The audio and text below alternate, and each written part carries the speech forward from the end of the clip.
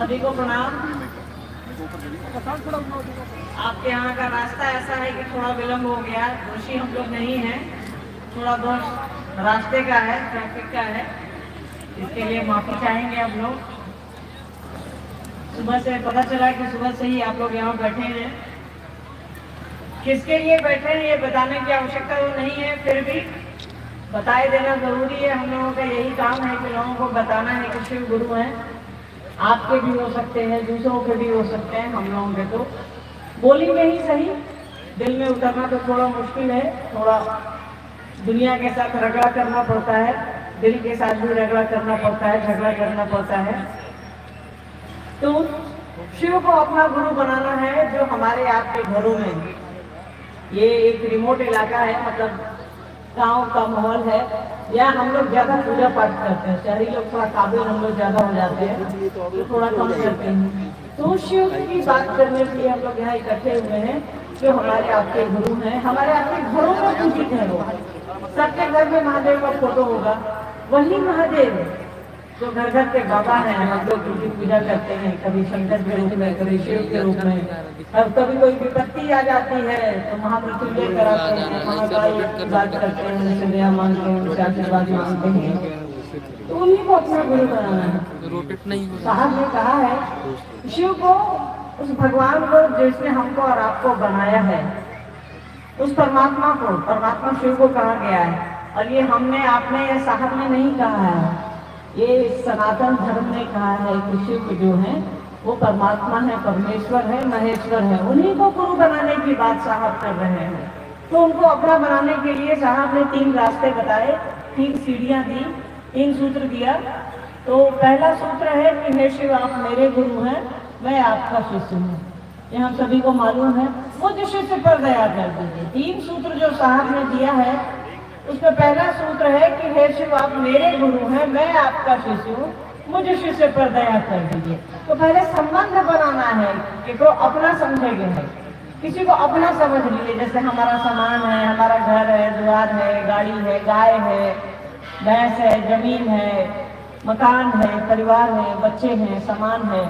तो उसी तरह से उसी शिव को अपना समझना है। तो अपना समझने के लिए साहब ने जो 3 सूत्र दिया, उसमें पहला सूत्र यही है।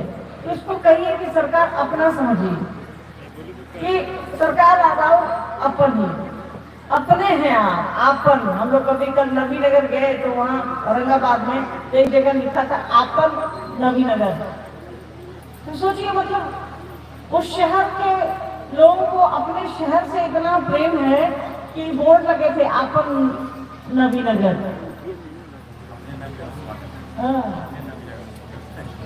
तो अच्छा लगा देख करके।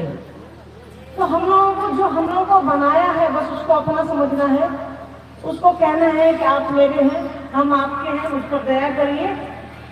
उसके बाद साहब ने दूसरा सूत्र दिया कि लोगों को बताइए शिव मेरे गुरु हैं, आपके भी हो सकते हैं। तो जब हम आप दूसरे को समझाते हैं तो खुद समझ में आता है। जिस बात को जितनी बार सुनिएगा उतना समझ में आता है। किसी गाने को हम, आप कोई गाना रेडियो और मोटू बजता रहता है शादी ब्याह में, ऐसे ही पान दुकान पर, तो वो गाना सुनते सुनते हमको आपको याद हो जाता है। उसके बाद हम आप उसको गुनगुनाने लगते हैं। तो जिस चीज का रिपीटेशन, जिस चीज को जितनी बार हम आप सुनेंगे तो उतना याद होगा, उसका हमारे आपके दिमाग पर उतना ज्यादा असर होगा। तो दूसरों से कहना है कि शिव मेरे गुरु हैं, आपके भी हो सकते हैं। शिव को गुरु बनाने के बाद हमारे आपके जीवन में क्या परिवर्तन हुआ है वो बताने की कोशिश करनी चाहिए लोगों को। तीसरा सूत्र है नमः शिवाय से 108 बार अपने गुरु को प्रणाम करना। गुरु है तो वो उनको प्रणाम ही होगा, तो उनको याद करना 108 बार। उसके लिए साहब ने कहा है कि आप माला पर कर सकते हैं, उंगलियों पर कर सकते हैं, मिट्टी के मनके पर कर सकते हैं, या अजपा जप विधि से कर सकते हैं, जो सबसे आसान और सबसे सहज उपलब्ध है। उसके लिए आपको किसी रुद्राक्ष की माला या किसी उंगलियों के सहारे की जरूरत नहीं पड़ती है। वो बेहतर तरीका है किसी से जुड़ाव की स्थिति में आने का। तो ये 3 काम करना है। साहब इसी 3 काम को करने के लिए कहे हैं। इस 3 काम को हम आप करते रहेंगे और दूसरों को समझाना है कि शिव मेरे गुरु हैं, आप उनको अपना बनाइए, इनसे दया मांगे, क्योंकि ये ज्ञान देते हैं, ये इन्होंने सब कुछ दिया है, इनसे ज्ञान भी लीजिए। सब कुछ दिया है, सब कुछ मतलब सब कुछ, ये जीवन भी उसी का दिया हुआ है, ये हमारी सांस भी, हमारी बोली भी, हमारा शरीर भी उसी का दिया हुआ है। तो सब कुछ जब वो दिए हैं तो ज्ञान भी वो देते हैं। उनको ज्ञान के निधि अगम कहते हैं। निधि मतलब भंडार, भंडार कहते हैं ना लोग घर में जहाँ अनाज उनाज रखाता है, निधि मतलब भंडार। वो ज्ञान के भंडार है, बुद्धि के भंडार है। तो ये जीवन जीने के लिए बुद्धि तो चाहिए ना, ठीक है। हाँ, अलग बात है कि जगत है, जगत में भी ज्ञान चाहिए, वो ज्ञान भी तो वही देंगे, उन्हीं की दया से ना। कोई शिक्षक बनता है, कोई खेती करता है, कोई कलेक्टर बनता है, कोई तो है उसका गुरु, जो उसको गुरु बनाया है, शिक्षक बनाया है, या खेतीहर बनाया है, या कलेक्टर बनाया है। कोई तो है जिसने उसको शिक्षा दी है, जीवन की शिक्षा दी है, किताबों की शिक्षा दी है, ज्ञान दिया है। तो वही गुरु हमारे शिव है, जो हमको और आपको ज्ञान देते हैं, जीवन जीने की कला सिखलाते हैं। कैसे हम साहब ने कहा है कि कैसे देखिए पत्ते गिर रहे हैं, कोई फायदा नहीं हो शिवभूषण भाई, पत्ता डाल देगा। ये कौन सा पेड़ है? शीशम। अच्छा, बगल में बुद्ध है। खैर, शिव के शीशे जहाँ बैठते हैं वही ज्ञान करता है, उसके लिए पीपल के पेड़ के नीचे बैठने की जरूरत नहीं है। कहीं याद दिया बात मेरे, हमारे गुरु हैं, गृहस्थों के गृहस्थ हैं, शमशानी भी है, शमशान में भी रहते हैं, इनका चेला भी ऐसे। हम लोग ज्ञान लेने के लिए किसी पेड़ के नीचे बैठने की जरूरत नहीं है, जहाँ बैठ गए शिव के शीशे वही शिव हो गया। बस उसके लिए जुड़ना पड़ेगा, साहब और दीदी से जुड़ना पड़ेगा, महादेव से जुड़ना पड़ेगा। कैसे ये जुड़ाव हो, तो जितना आप उनको अपना समझेंगे, जैसे बच्चे हैं, हर चीज में जीवन में हर समय लगा रहता है, हम लोगों को बच्चों की चिंता फिक्र रहती है, वैसे ही महादेव के लिए ये याद रखिएगा, ऐसा नहीं है कि हमारी आपकी फिक्र से उसका खाना चलता है, उसकी फिक्र से हमारा और आपका खाना चलता है। ये हमारा और आपका सौभाग्य होगा, हम लोग शिव के लिए सोचें और साहब दीदी माँ के लिए सोचें। इससे अच्छा नहीं हो सकता, इससे शुभ कुछ भी नहीं हो सकता है कि हम आप उस महादेव के लिए सोचें और साहब दीदी माँ के लिए सोचें, क्योंकि उन्हीं के सोचने से तो हमारी सोच है। वो सोचते हैं इसलिए हम सोचते हैं, ऐसा नहीं है कि हम सोचते हैं इसलिए वो सोचते हैं। उनका इकबाल है कि वो सोचते हैं इसलिए हम सोचते हैं। वो साहब कहते हैं, कायम की तेरी एक नजर की बात है, मेरी जिंदगी का सवाल है। तो बस वो एक नजर देख देते हैं, हम लोगों का जीवन जो है वो सफल हो जाता है। ऐसी कोशिश करनी चाहिए कि साहब जो कह रहे हैं, दीदी माँ जो कह रही है, वो हम आप करें तो बेहतर होगा। और साहब कह रहे हैं शिवशिष्य बनिए और शिवशिष्य बनाइए। कोई बाहर से नहीं आया है, वो आपके और हमारे घरों में है, हमारे दिलों में है, जिसको बस पकड़ लेना है। चूल्हा तो है हमारे आपके घर में, बस माचिस जलाइएगा तब ना आग बनेगी, तब ना खाना पकाएंगे उस पर। तो वो ऊर्जा हमारे आपके अंदर है, वो दिल है हमारे आपके पास, वो बुद्धि है, वो सोच है, जिससे हम आप उस गुरु को अपना समझ सकते हैं, साहब और दीदी माँ को अपना समझ सकते हैं। ऐसी कोशिश करिए, उनसे जुड़े रहिए, साहब को कहते रहिए कि सरकार हमारी तो सीमा है, हमसे तो आप छूट जाएंगे, आप ही हमको पकड़ लीजिए ना। तो दुनिया है, हर आदमी छूट जाता है, अपना परिवार बाल बच्चा सब छूट सकते हैं, छूट ही जाते हैं। हर घरों में कभी तो लड़ाइयाँ होती रहती हैं, भाई भाई में, माँ बच्चे में, बाप बेटे में, भाई बहन में, कहाँ झगड़े नहीं होते, सब एक दूसरे से आपस में लड़ते रहते हैं। पर देखिए साहब ने ऐसी विधा दी है कि हम आप यहाँ इतने प्रेम से बैठे हैं, कोई किसी की जाति नहीं जानता, कोई किसी का धर्म नहीं जानता। क्या हमारे बाप के परिवारों में ये स्थिति है?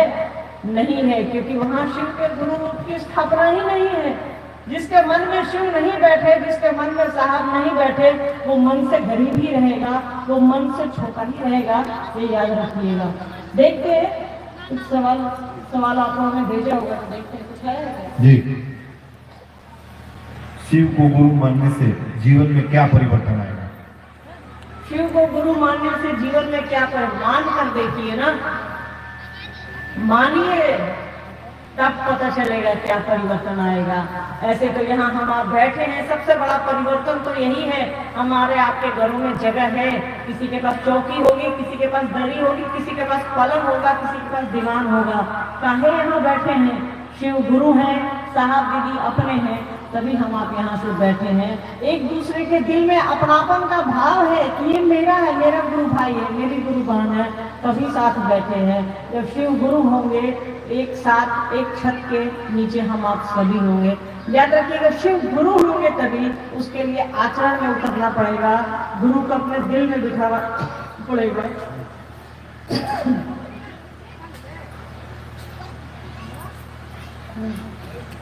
पढ़िए। शिव ही गुरु क्यों है, कोई और देवता क्यों नहीं?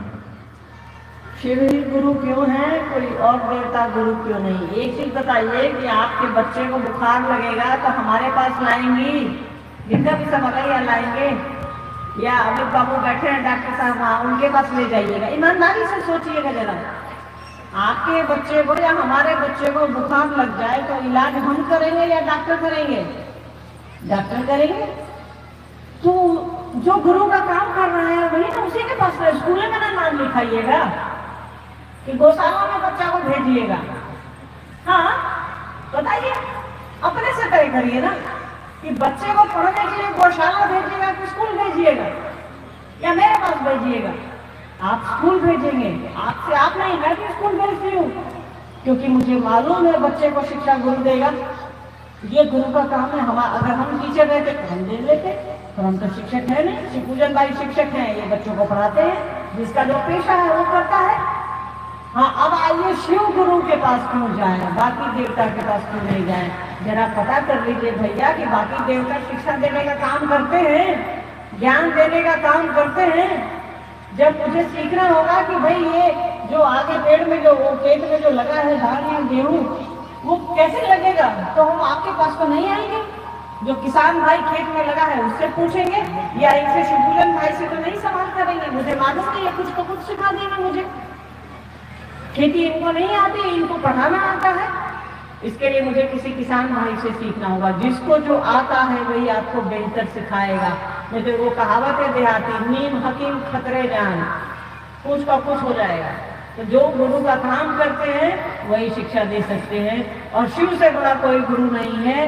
वो गुरुओं के गुरु हैं, दुनिया के सबसे बड़े गुरु हैं, गुणाधिपति हैं, गुरुओं के गुरु, विश्व गुरु हैं, मतलब दुनिया के गुरु, इस धरती के सबसे बड़े गुरु हैं।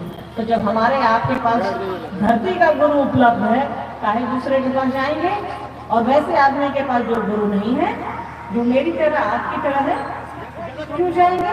बच्चों को स्कूल भेजना है पढ़ने के लिए, अपने स्कूल जाना है पढ़ने के लिए। छोड़ दीजिए, बैठते दीजिए, जो बैठे हैं जहाँ बैठते दीजिए,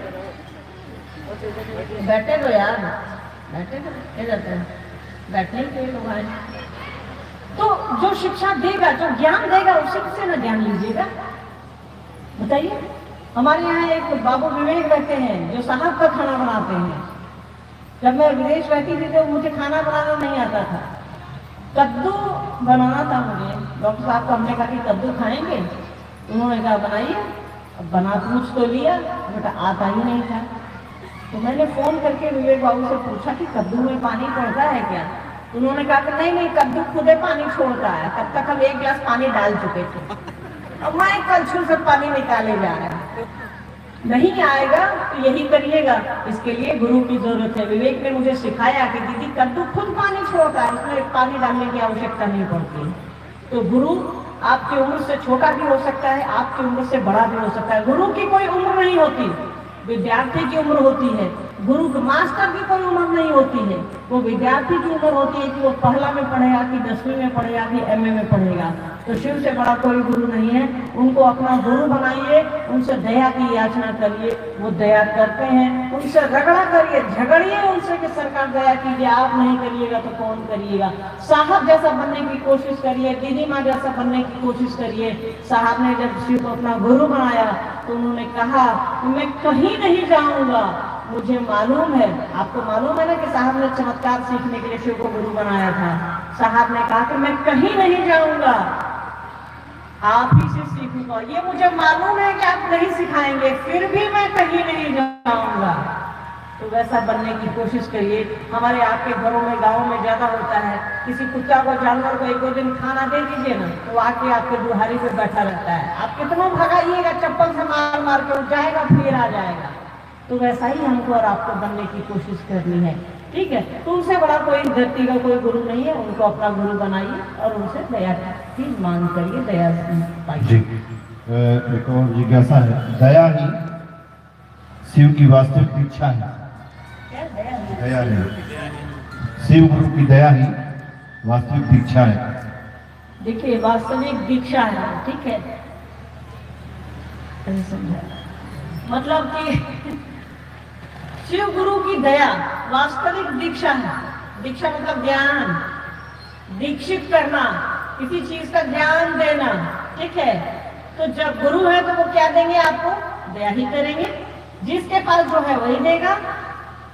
आप डॉक्टर के पास जाइएगा तो आपको दवाई लिखेगा, आप किराना दुकान में जाएंगे तो आप सामान खरीदेंगे, आप पेट्रोल पंप पे जाएंगे तो गाड़ी में पेट्रोल डीजल भराएगा। तो जिसके पास जो है वो देगा। ये ध्यान रखिए कि आप किसके पास गए हैं। तो आप शिव गुरु की बात कर रहे हैं तो उनके पास मात्र और मात्र दया है अपने शिष्य के लिए, जो जीव को शिव बनाती है। तो वास्तविक गुरु की दया ही वास्तविक दीक्षा है।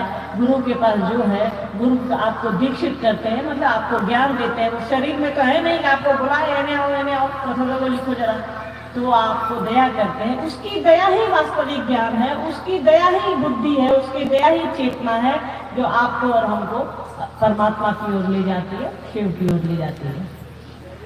एक और जिज्ञासा है, आओ चले शिव की ओर में साहब हम लोगों को क्या समझाना चाह रहे हैं? अगर आओ चले शिव की ओर पुस्तक की बात कर रहे हैं, या आओ चले शिव की ओर जो साहब की लाइन है, जो साहब की पंक्ति है, जो साहब के दिल की आवाज है, पंक्ति, जो साहब के दिल की आवाज है, तो साहब कह रहे हैं आओ चले शिव की ओर।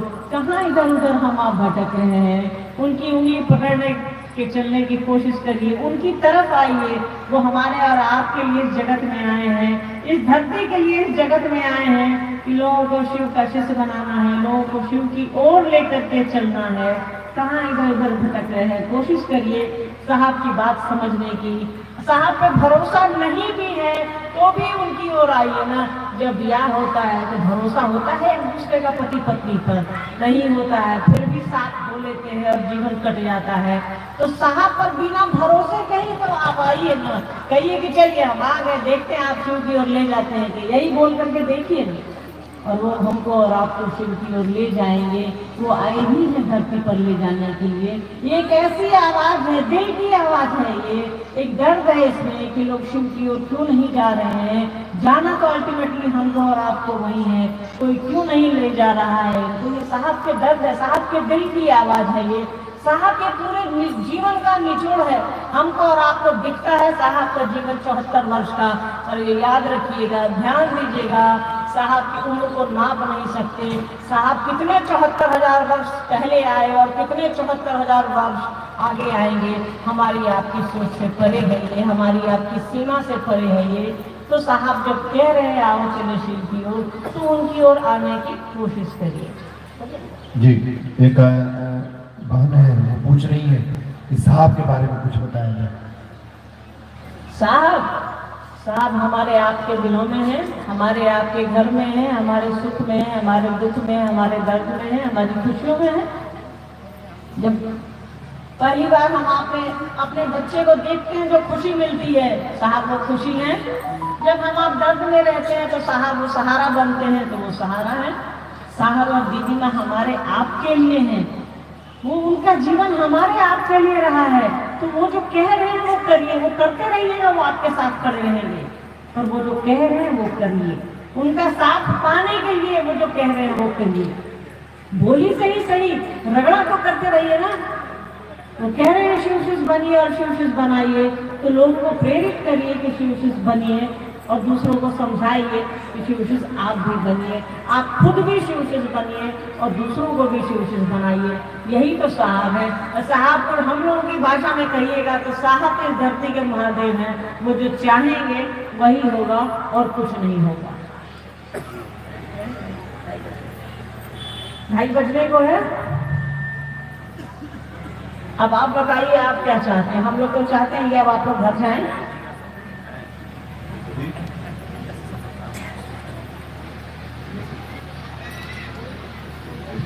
जिज्ञासा और में शिव ही गति है, गंतव्य है, गुरु है, ये कैसे? शिव ही गति है, गुरु है, गंतव्य है। साहब की किताब की लाइन है, साहब की किताब को ध्यान से पढ़िए। अगर नहीं है तो संपर्क कीजिए किसी से, वो आपको साहब की किताब देंगे, उसको खरीदिए। 490 रुपए की पुस्तक है, थोड़ी महंगी है, इसमें दो राय नहीं है, पर हम लोग अपनी सुविधा के हिसाब से साल में 2-4 को साड़ी खरीदते हैं ना, कपड़ा खरीदते हैं ना, तो साहब की पुस्तक खरीदिए और पढ़ने की कोशिश करिए, समझने की कोशिश करिए। शिव गुरु है, गति है, गंतव्य है। ठीक है, मतलब जो भी है हमारे जीवन में, हमारी जो अवस्था है, हमारा जो समय है, सब शिव है और कुछ भी नहीं। हमारा गंतव्य मतलब हमारी मंजिल भी शिव है। तो साहब की बात को समझने की कोशिश करिए। घर जाइए, सुरक्षित जाइए, अच्छे से जाइए, साहब का काम करिए, शिव को गुरु बनाए रखिए, साहब की दिमाग को अपना समझिए, महादेव से जुड़े रहिए। आप सभी को मेरा प्रणाम।